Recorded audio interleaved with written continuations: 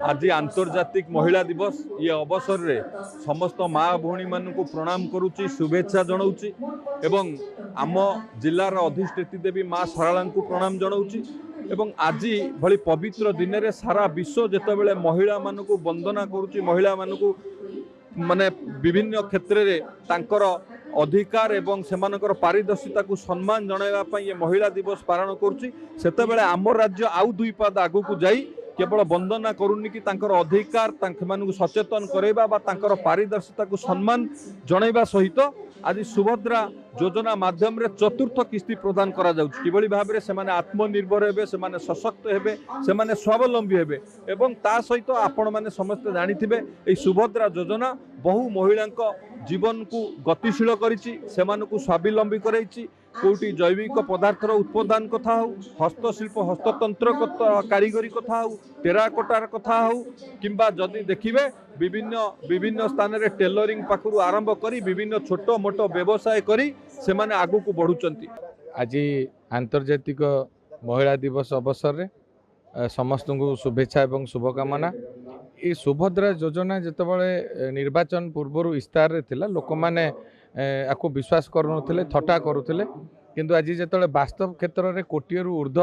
महिला माने एथरे सामिल होइछन्ति एवं समस्त पाखे 15,000 टंका लेखा 3टा किस्ती रे पहुँची सारी आज चतुर्थ किस्ती पाइबा को जाउछन्ति आ किछि समय भितरे एवं सबुठारु बड़ कथा ला विभिन्न समय आपण विभिन्न सरकार योजना कर दियंती ता भितर जो दोष त्रुटि थाए कौनसी ना कौनसी कारणवशत योग्य हिताधिकारी बाद पड़ जाती जोटा कि सुभद्रा योजना गोटे एभली योजना प्रत्येक मुहूर्त रे तार संशोधन करा किए प्रथम किस्ती पर द्वितीय किस्ती बेले लगातार 2टी किस्ती पाई किए लगातार 3टी किस्ती पाई आज बहुत लाभार्थी अच्छा जे कि चतुर्थ किस्ती एककालीन पाइबे। आम सारा ओडिशार महिला माँ भौणी मानू शुभेच्छा और अभिनंदन जनाऊँगी। प्रकृत रे आज जो सुभद्रा योजनार चतुर्थ किस्ती आज माननीय मुख्यमंत्री एवं उपमुख्यमंत्री कर कमल सारा ओडिशार 1 कोटी महिला को दिज्व। प्रकृत में यार उद्देश्य होची महिला मानू केवल आर्थिक सहायता नुहे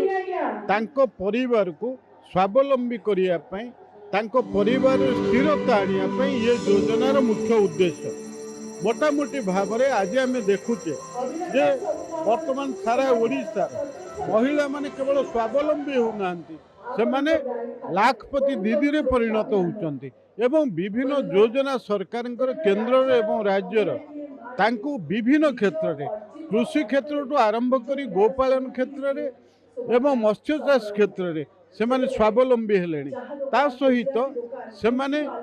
अन्य क्षेत्र में बहुत शिक्षित हेलेनी।